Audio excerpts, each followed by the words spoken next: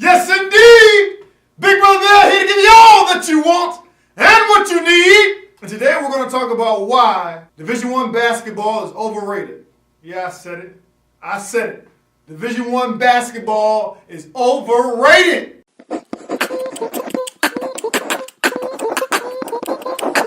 Hoop loud, you. Division I basketball is overrated. There's a cream of the crop player. You know, the teams that get guys that are 6'8" that run the point guard. Every year they're ranked. The North Carolinas, the Dukes, the UConns, the Michigan States, the Arizona, the New Mexico, the Utahs, the Oregon. The schools that are traditionally ranked every year, those schools, they're not overrated. Those schools are just what they're hyped up to be. They have some of the best facilities, some of the best coaches, some of the best venues. These are the higher echelon schools. The state schools are the higher echelon schools. But what I want to tell you today is the mid-major schools and high Division II schools, they're operating from the same talent pool. So I'm telling you this because I don't want you to miss out on any opportunities. What if I told you that there's some Division II schools out there that have better facilities than Division I schools? What if I told you that? Okay, let's not do what ifs. I'm telling you that. Okay, I'm telling you that. I know that to be true. Now, on this channel, I'm never going to badmouth any coaches by name or any universities by name. That's not what this channel is about. I'm just trying to give you the best advantage on things I wish I would have known when I was going through the process, okay? So let's go back to it. I'm telling you that there's Division II schools that have better facilities than some of these Division I schools. I'm telling you that there's some Division II schools that have better crowds. I've been to some of these Division I school games, and the only crowd they have are the people that's working the scores table, the doggone refs, and whoever's on the bench. And I've been to some Division II schools that the home court advantage is phenomenal. I'm going to go ahead and name drop right quick. Check out Harding University in Searcy, Arkansas. One of the best venues I've ever played in. Right? And I played against some Division I schools as well. I want you to check that out. And that's just one of many. There's tons of Division II schools that you're not even aware of because you don't see them on TV. Right? What I want you to do is I want you to be more focused on the school that fits you.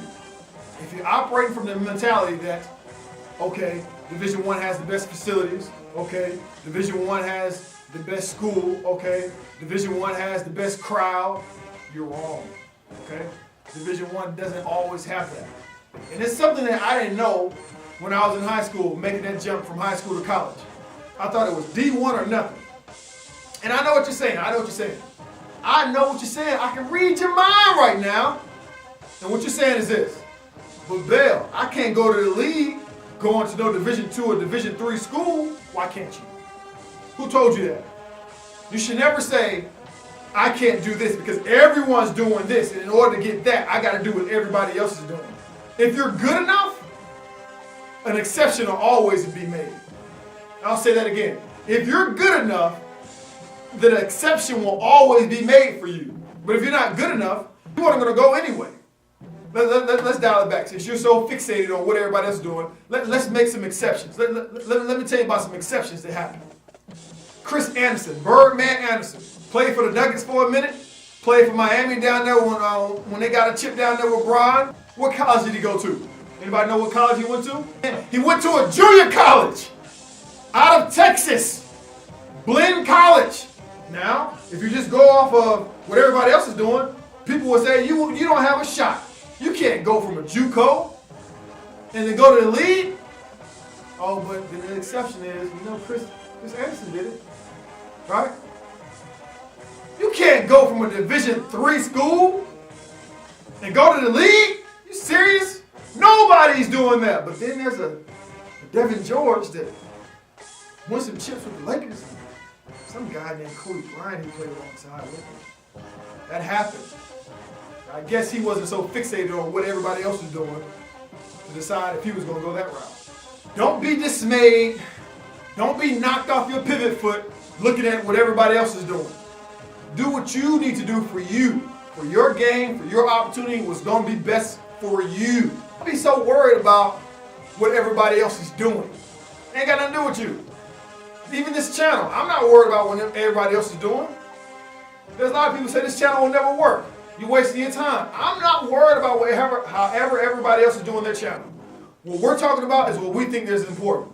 What you eat don't make me. Listen to me. I want you to have the upper hand. I want you to have information that I didn't have when I was coming through. And that's how this channel is going to look. I'm not worried about what everybody else is doing. You shouldn't be worried about what everybody else is doing either. Worry about what's going to benefit you most. It's going to get your school paid for as much as possible. You're going to continue to play the game you love, the atmosphere you love, to graduate top of your class, make your family proud. These are things you need to worry about. Forget a D, anything. However it looks, that's how it looks for you. That's something that I wish I would have done coming out of high school, but I was so fixated on what they showed us on TV, the NCAA March Madness.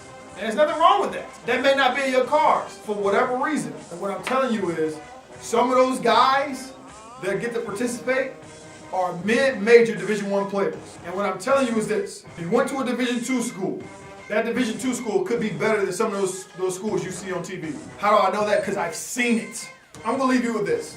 I've been at Division II schools, and there's a guy on the roster for whatever team, for a Division II school, that previously played Division I for 2-3 years. And he comes to Division II school, and you wouldn't be able to know that he played Division I unless you looked at the doggone roster and saw it yourself. Because the talent pool, he's not head and shoulders above better than the Division II athletes. He's not. People just want to put that Division I on their chest and walk around and say, listen, I'm Division I. But I'm telling you, Division I is overrated. Whether it's on the court or off, in the classroom or out. Take this information and graduate at the top of your class. Hoop loud.